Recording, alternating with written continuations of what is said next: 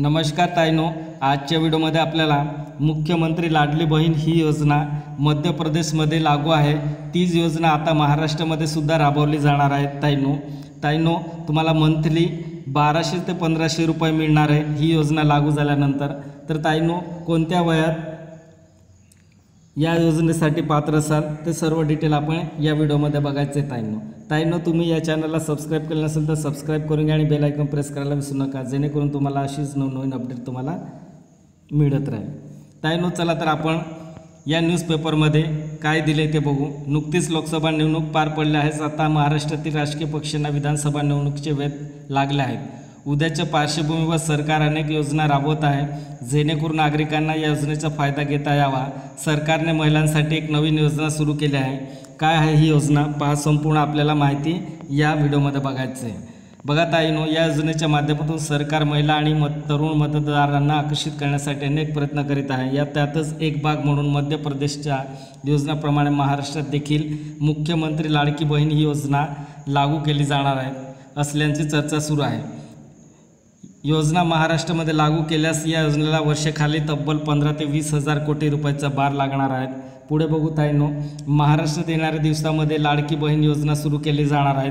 महाराष्ट्रामध्ये सध्याचे मुख्यमंत्री एकनाथ शिंदे हे लवकर राज्यामध्ये मुख्यमंत्री लाडकी बहीण योजना लागू करणार आहेत अशी चर्चा चालू आहे। राज्यामधील तरुण आणि महिला मतदारांना आकर्षित करण्यासाठी हा निर्णय सरकार घेत आहे। यानंतर राज्य सरकारने शासकीय अधिकाऱ्यांची एक पथक मध्य प्रदेशमध्ये पाठवले आहे। बघा ताईनो, मुख्यमंत्री एकनाथ शिंदेने शासकीय अधिकाऱ्यांचे एक पथक मध्य प्रदेशमध्ये पाठवले आहेत व या पथकाद्वारे मध्य प्रदेशमधील मुख्यमंत्री लाडकी बहीण योजनेचा अभ्यास करण्यासाठी पाठवण्यात आले आहे।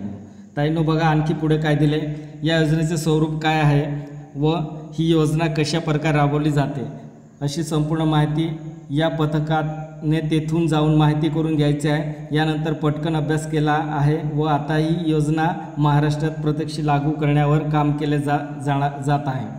काही तुमच्या माहितीनुसार पावसाळी अधिवेशनात या योजनेची घोषणा केली जाऊ शकते।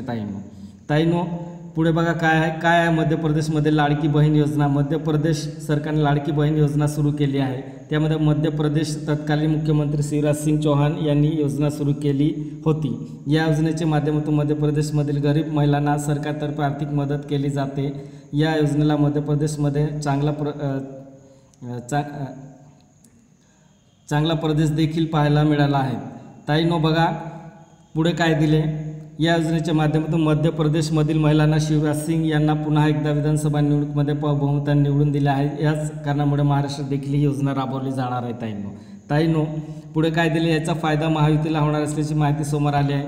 पुढे बघा ताईनो, या प्रकारे मिळणार महिलांना प्रत्येक महिलांना 1200 ते 1500 रुपये मिळणार आहे। ताईनो या योजनेच्या माध्यमातून गरीब महिलांना आर्थिक मदत मिळावी म्हणून पहिल्या टप्प्यात दारिद्र्यरेषेखाली 90 ते 95 लाख महिलांना प्रति महिना 1200 रुपये ते 1500 रुपये दिले जाणार आहेत।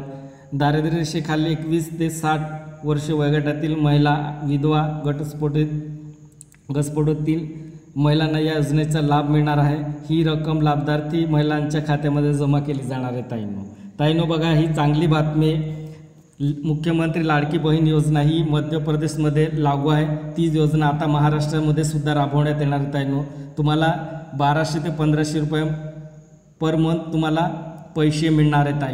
ताईनो व्हिडिओ आवडला असेल तर सबस्क्राईब करा आणि बेल आयकॉन प्रेस करा आणि असेच व्हिडिओ तुम्हाला नवनवीन मिळत राहील। जय हिंद, जय महाराष्ट्र।